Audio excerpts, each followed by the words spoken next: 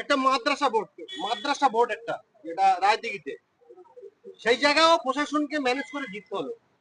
আমি on camera বলছি, এমন একটা নির্বাচনের কথা বলুন যেই নির্বাচনে শান্তিপূর্ণ ভোট হবে, মানুষ তার মতামত প্রদানের যায় পূর্ণ স্বাধীনতা রাখবে, গণনা হবে, সেই গণনাতে তৃণমূল জিতে আসবে, এমন একটা জায়গার নাম বলুন।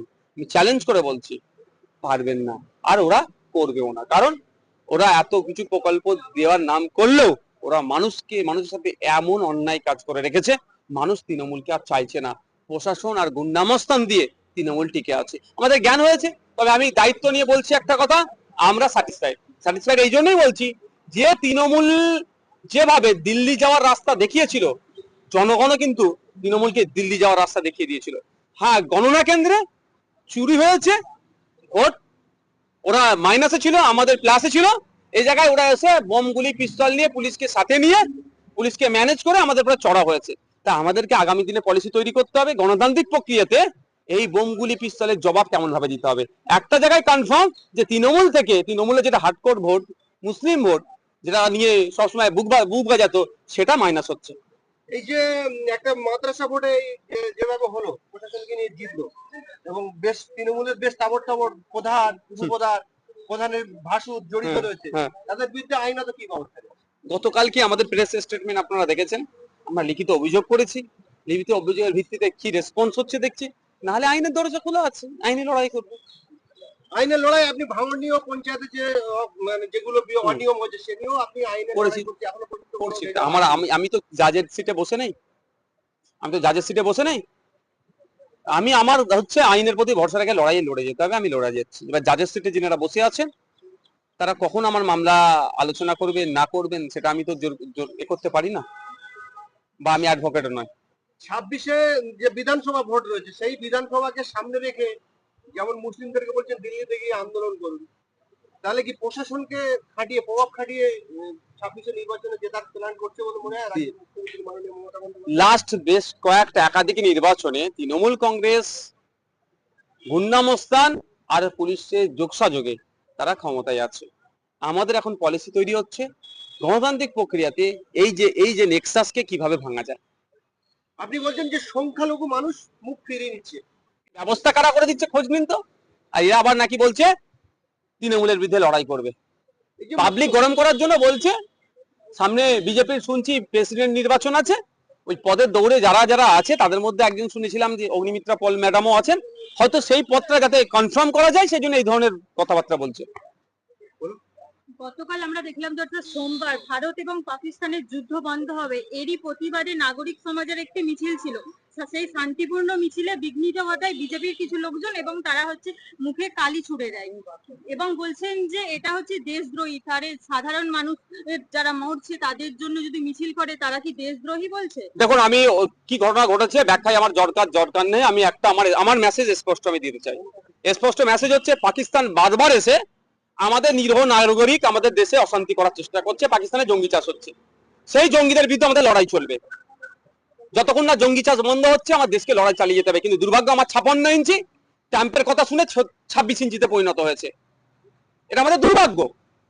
আমাদের 56 ইঞ্চি লড়াইটা দিল না, উত্তর দেওয়ার সময় ছিল, এটা সারা দেশ ছিল পাশে। এবার হচ্ছে কেউ বা কোনো সংগঠন মনে করছে এখন শান্তির পক্ষে র্যালি করবে, সেই শান্তির পক্ষে র্যালিটা যদি ইউএপিএ ধারার মধ্যে পড়ে যায়, তাহলে ধরে ভরে দাও না জেলের মধ্যে, কালি ছুটানোটা শোভা পায় না।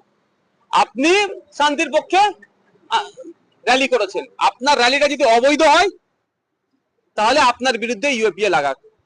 কিন্তু এসে বিশৃঙ্খলা করা মানে বোঝাই যাচ্ছে তাহলে ইন্টেনশন কি। তো দরকার ছিল তো প্রধানমন্ত্রীর নামে বলা, যারা এসে বলছিল যে যুদ্ধের পক্ষে, আমিও তো যুদ্ধের পক্ষে। একটা পাকিস্তানে যে জঙ্গিগুলো চাষ হচ্ছে সব বন্ধ করতে হবে, যতক্ষণ না ওরা বন্ধ করবে যুদ্ধ চালিয়ে যেতে হবে। ওদের নিরীহ মানুষ নাকি মরে যাচ্ছে বলছে, আর আমাদের নিরীহ 26টা মানুষ মারা গেল, সেই না জবাবটা কে দেবে? কিন্তু ব্যাপারটা হচ্ছে এদের দরকার ছিল ওই যারা বিজেপি নেতা ছিল মোদির বাসভবনের সামনে গিয়ে বলা যে কেন যুদ্ধটা বন্ধ করলে। এদের দরকার ছিল অমিত শাহকে প্রশ্ন করা, এদের দরকার ছিল ভারত সরকারকে প্রশ্ন করা, তা না করে নিরীহ মানুষগুলোর উপরে ঝাঁপিয়ে পড়ছে। মানে বুঝতে পারছেন না, সাবজেক্ট ছেড়ে অবজেক্ট এটা।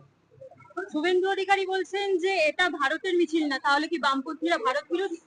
শুভেন্দু বাবু তো আর কোনো অপশন না, তিনি এখন দলের কোন পদে থাকবেন না থাকবেন তিনিও বুঝতে পারছেন না, তার দলে তার স্ট্যান্ডটা কোথায়। উনি গল্প শুনিয়েছিলেন ডিসেম্বর খেয়াল আছে? এখন ডিসেম্বর কোথায়, 3টে ডিসেম্বর মানে পার হয়ে গেল, কোথায় শুভেন্দু বাবু? শুভেন্দু বাবু এখন নিজের কোন জায়গায় থাকবে ঠিক করতে পারছেন না। ফিরে আসার যদি জায়গা থাকে হয়তো মনে হয় আবার তৃণমূলে ফিরে চলে আসতে পারে। মানুষ তার মতামত প্রদানের যায় পূর্ণ স্বাধীনতা রাখবে, গণনা হবে, সেই গণনাতে তৃণমূল জিতে আসবে, এমন একটা জায়গার নাম বলুন। আমি চ্যালেঞ্জ করে বলছি, পারবেন না, আর ওরা করবেও না। কারণ ওরা এত কিছু প্রকল্প দেওয়ার নাম করলেও ওরা মানুষের সাথে এমন অন্যায় কাজ করে রেখেছে, মানুষ তৃণমূলকে আর চাইছে না। প্রশাসন আর গুন্ডামস্তান দিয়ে তৃণমূল টিকে আছে। আমাদের জ্ঞান হয়েছে, তবে আমি দায়িত্ব নিয়ে বলছি একটা কথা, আমরা স্যাটিসফাইড এই জন্যই বলছি যে তৃণমূল যেভাবে দিল্লি যাওয়ার রাস্তা দেখিয়েছিল, জনগণও কিন্তু এই হাইকোর্টে বিচারপতিদের উপরে আক্রমণ করেছিল বেশ কিছু ব্যক্তি, এবং সেই যারা এসেছিল তাদের সঙ্গে কুণাল ঘোষের যোগ সাজে রয়েছে। এমনও হতে পারে যে কুণাল ঘোষ সেই ব্যক্তিদেরকে পাঠিয়েছে। এই মর্মে কিন্তু কলকাতা হাইকোর্টে একটি মামলা হয়েছে।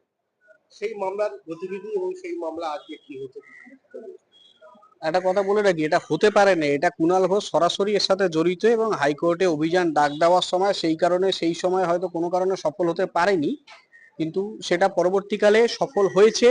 সেটা সফল করেছে কুণাল ঘোষ নেতৃত্ব দিয়ে, যদিও সে ফিজিক্যালি আসেনি, বাট তার দ্বারা এটা সম্ভব হয়েছে এবং তার দ্বারাই এটা লালিত পালিত হয়ে এই জিনিসটা টোটাল অর্গানাইজ যে ক্রাইম যেটা হয়েছিল 144 ব্রেক করা, টোটাল ঘটনাটার সম্পূর্ণ দায়ভার 3.5 বছরের জেল খাটা আসামি কুণাল ঘোষের। আর এই কুণাল ঘোষ এইটা করে তার দুদিনের মধ্যে লন্ডনে চলে যান। কেসের পরবর্তী হিয়ারিং ছিল 19 তারিখ বা আছে 19শে মে। তো সেই জায়গায় দাঁড়িয়ে যেহেতু যখন প্রধান বিচারপতি টি.এস. শিবজ্ঞানমের বেঞ্চে এই মামলাটা যায়, তখন তার ভিত্তিতে সেই মামলার ভিত্তিতে সিপি মনোজ বর্মা স্যার, যিনি কলকাতা পুলিশের সিপি, আর 7 জন সহ ইনক্লুডিং কুণাল ঘোষ, তাদের এগেনস্টে হাইকোর্টে রুল জারি হয়। তো রুল জারি হওয়ার পর নেক্সট হিয়ারিং ডেটে তাদেরকে আসার কথা বলা হয়েছিল। আজকে ব্যাপারটা হয়েছিল যে আজকে আমরা তাদেরকে অ্যাটেনশন মোশন করি, মানে যে তাদের দৃষ্টি আকর্ষণ যেটা করা হয় যে কুণাল ঘোষ অলরেডি লন্ডনে বেরিয়ে গেছে, মানে ইন্ডিয়ার বাইরে বেরিয়ে গেছে, তার ভিত্তিতে আজকে আমরা সেখানে প্রেয়ার করি। তখন পরিষ্কার বলা হয়, let the 19 May come and then it will be resume, মানে 19 তারিখে সেটা আসবে এবং 19 তারিখে ফিজিক্যাল অ্যাপিয়ারেন্স কুণাল ঘোষকে করতে হবে।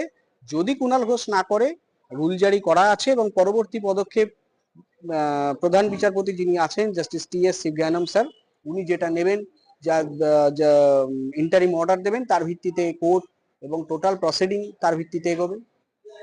থাক, এটা রিল করে ছেড়ে দেবে, আর বেশি কিছু ঝঞ্ঝাল লাগিয়ে না।